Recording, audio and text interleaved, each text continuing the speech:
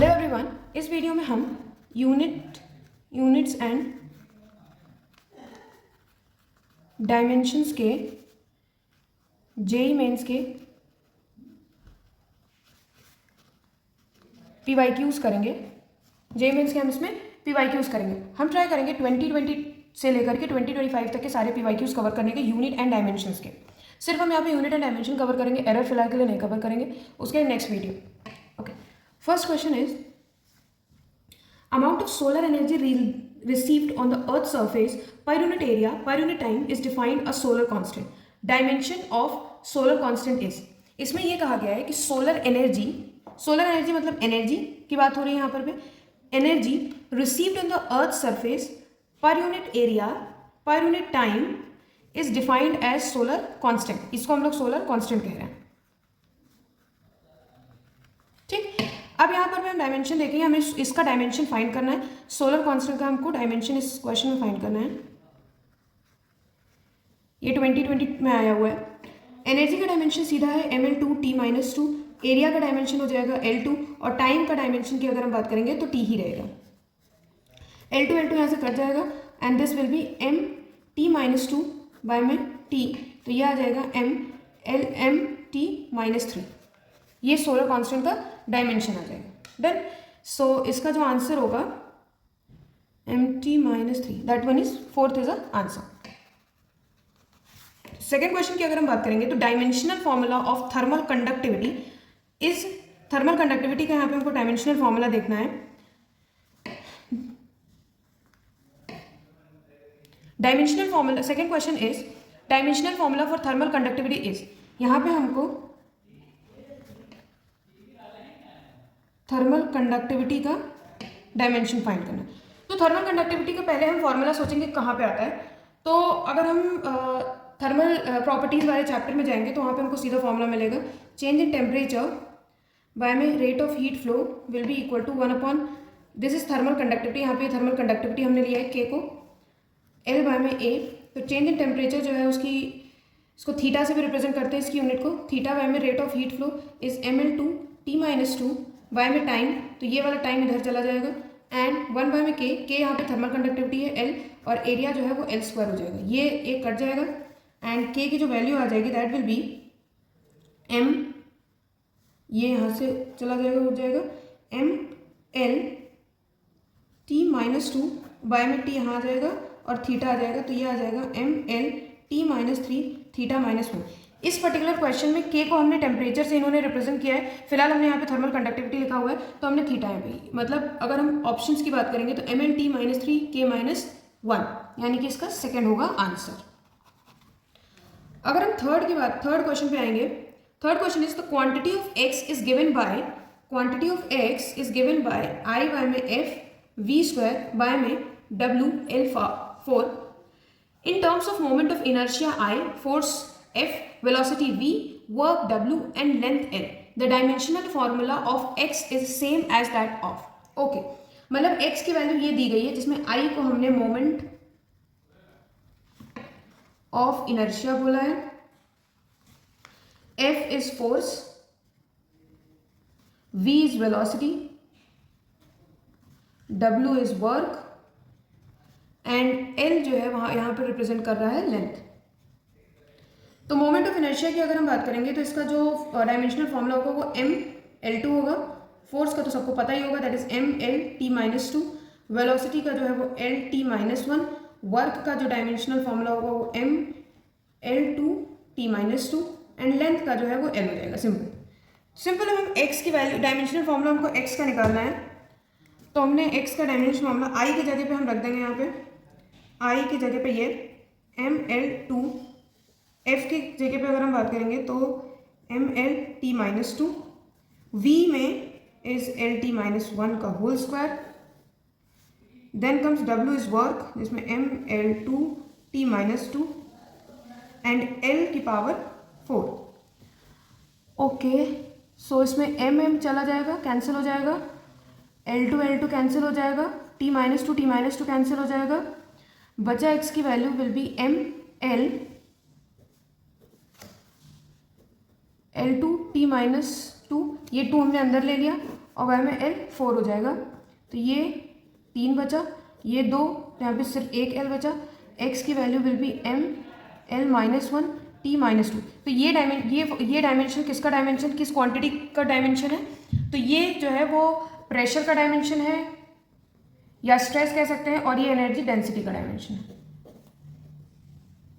तो इस क्वेश्चन के अकॉर्डिंग थर्ड हमारा आंसर होगा। अब हम फोर्थ क्वेश्चन देखेंगे। फोर्थ क्वेश्चन क्या कह रहा है, in van der Waals equation P + a/v² v minus, ये क्वेश्चन लिखेंगे P + a/v² v minus b is equal to RT. P is the pressure, V is the volume, R is the universal gas constant, T is the temperature. Ratio of constants A/V is dimensionally equal to, यानी कि हमको यहाँ पे A/V का dimension find करना है। ठीक है, तो प्लस वाला साइन तो पता ही है डायमेंशन रूल के अकॉर्डिंग कि ये वाले का जो डायमेंशन फॉर्मूला होगा A/V² यानी कि ये वॉल्यूम है, तो L3 का होल स्क्वायर जो है वो प्रेशर के बराबर, प्रेशर इज ml2T - 3 आ जाएगा।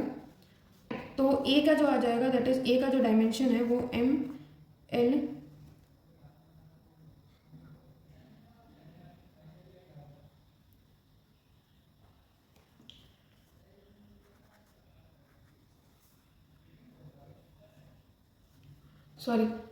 प्रेशर का जो डायमेंशन है वो l की पावर -1 t की पावर -2 होता है।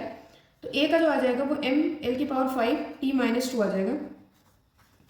बी की बात करेंगे तो बी जो है वो l की पावर क्यूब आ जाएगा, and A is ml5 t -2 by में बी की वैल्यू इज L3, तो ये ml2 t -2, यानी कि A/B के जो है वो एनर्जी के बराबर, यानी कि PV का जो फॉर्मूला होता है वो डायमेंशनल कांस्टेंट होता है ml2 t -2 होता है। क्वेश्चन 5 में ये कह रहा है कि quantity f is given by √hc5/g where c is the speed of light, g is the universal gravitational constant, h is the Planck's constant and dimension of f is that. मतलब f का हमको dimension find करना है। तो ये हमने directly किया, लेकिन E = hc/में लैम्डा, तो h का हमको डायमेंशन फाइंड करना, E का रखना, c का रखना और लैम्डा का l हो जाएगा, तो h का डायरेक्टली डायमेंशन आ जाएगा। अब हमको इसका डायमेंशन फाइंड करना है, तो f is equal to √h का डायमेंशन रखो इज ml2t -1, c की अगर हम बात करेंगे तो lt -1 का 5 बाय में g is m -1 l3t -2। f के डायमेंशन में ml2t -1 l5t -5 बाय में m -1 l3t -2। अब हम यहाँ से काटेंगे, जो भी हटेगी वैल्यू उसको हटाएंगे। जैसे ये 3, तो यहाँ पे 2 बचेगा, एंड एक ये गया, यहाँ पे 4 बचा, तो ये आ जाएगा m2, ये ऊपर जाएगा l4t -4, ये रूट। तो f की जो वैल्यू आएगी, f का जो डायमेंशन आएगा दैट इज ml2t -2, मतलब ये एनर्जी के डायमेंशन के बराबर है। तो इस पर्टिकुलर क्वेश्चन की बात करेंगे तो सेकंड वन यानी कि एनर्जी इसका आंसर है। सिक्स्थ क्वेश्चन की अगर हम बात करेंगे तो क्या कह रहा है, सिक्स्थ क्वेश्चन ये कह रहा है कि h यानी कि प्लैंक्स कांस्टेंट, ये match the following, simple. h यानी कि प्लैंक्स कांस्टेंट, यहाँ पे पहले a b c d लिख लो।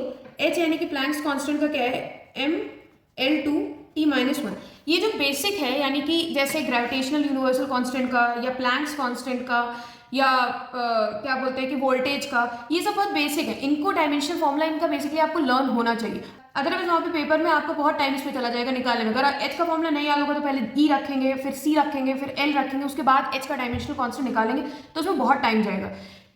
इसलिए हमको h का कांस्टेंट मेनली याद, मतलब ये जो बहुत मेन है जैसे कि h g इन सब का याद होना चाहिए। तो सिंपल यूनिवर्सल, देखो इसमें सीधा क्वेश्चन आया है, सिंपल मैच द फॉलोइंग है कि प्लैंक्स कांस्टेंट का डायमेंशनल कांस्टेंट, काइनेटिक एनर्जी का, पोटेंशियल और लीनियर मोमेंटम का। तो कुछ नहीं, इसका ही डायमेंशन यानी कि ए की अगर हम बात करेंगे तो सेकंड, बी में काइनेटिक एनर्जी, तो सिंपल एनर्जी कोई भी हो, काइनेटिक हो, पोटेंशियल हो, कोई भी हो, तो उसका डायमेंशन ml2t -2 होता है, तो ये जाएगा थर्ड वाला। सी की बात करेंगे तो इलेक्ट्रिक पोटेंशियल जो है वर्क डन अपॉन में चार्ज होता है, यहाँ से हम लोग डायमेंशन निकाल सकते हैं ml2t -2 और चार्ज का जो है वो at हो जाएगा, तो v जो है वो आ जाएगा ml2t -3 a -1। ml2 t-3 a-1।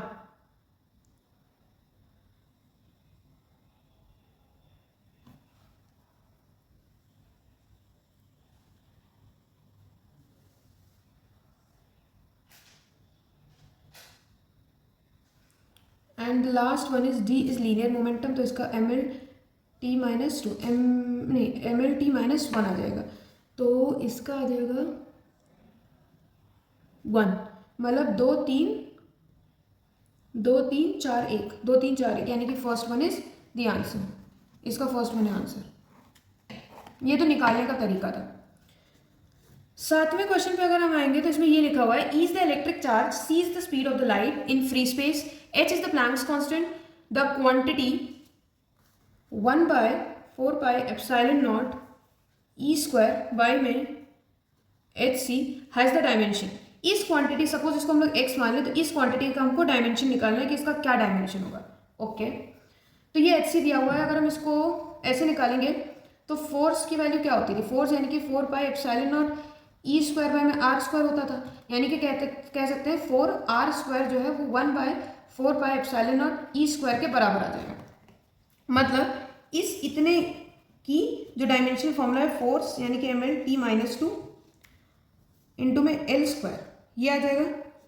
H C की अगर हम बात करेंगे तो एच सी बाय में लेमडा जो है E is equal to H C by में लेमडा होता है, यानी कि एच सी की जो वैल्यू है वो E के बराबर आ जाएगी, यानी कि E लेमडा के बराबर आ जाएगी।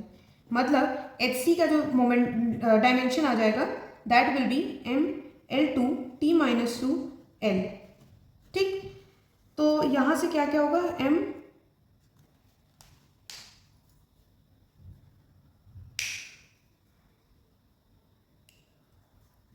अब हमको पुट करना है x में।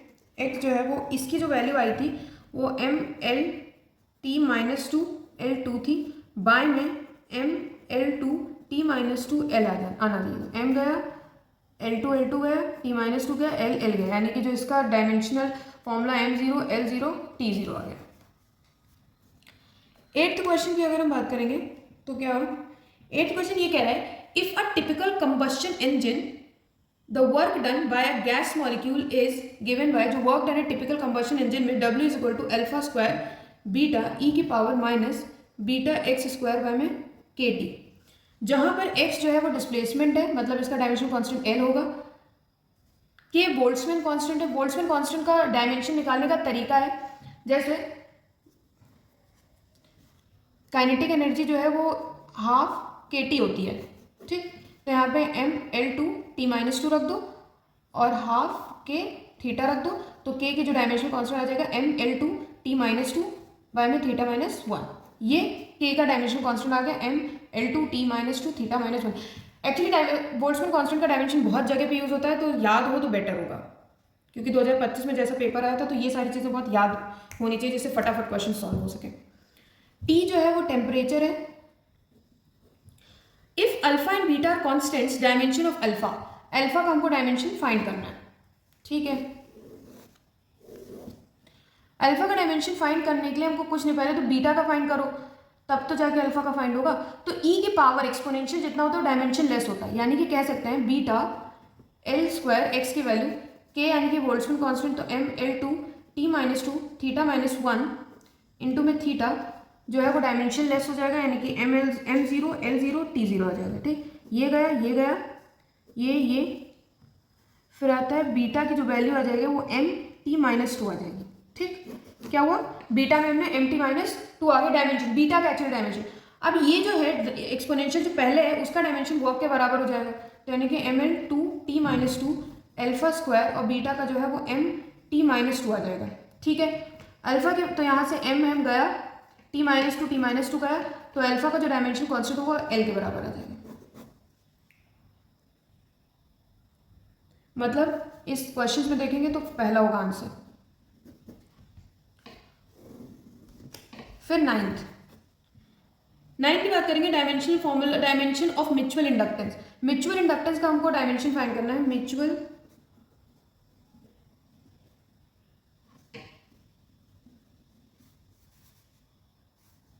म्यूचुअल इंडक्टेंस का हमको डायमेंशन फाइंड करना है।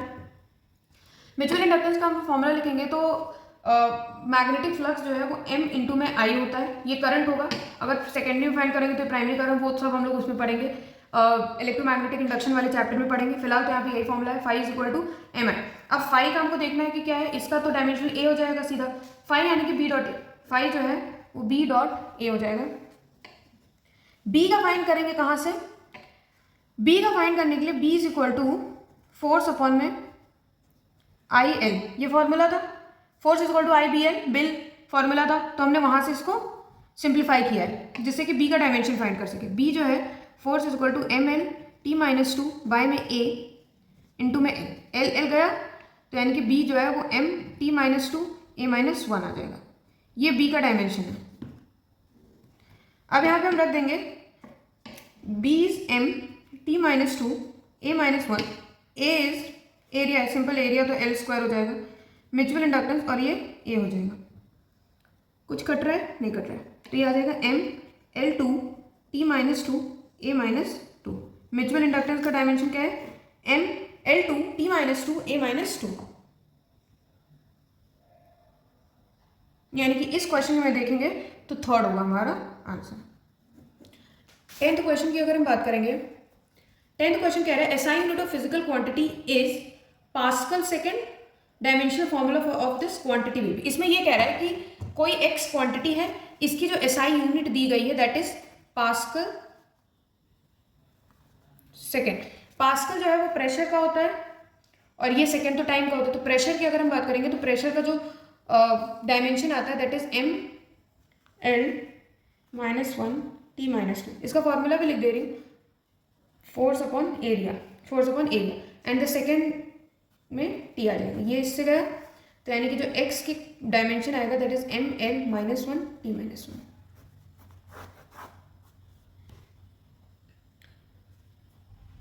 अगर हम इसके अकॉर्डिंग देखेंगे तो हमारा फर्स्ट होगा आंसर।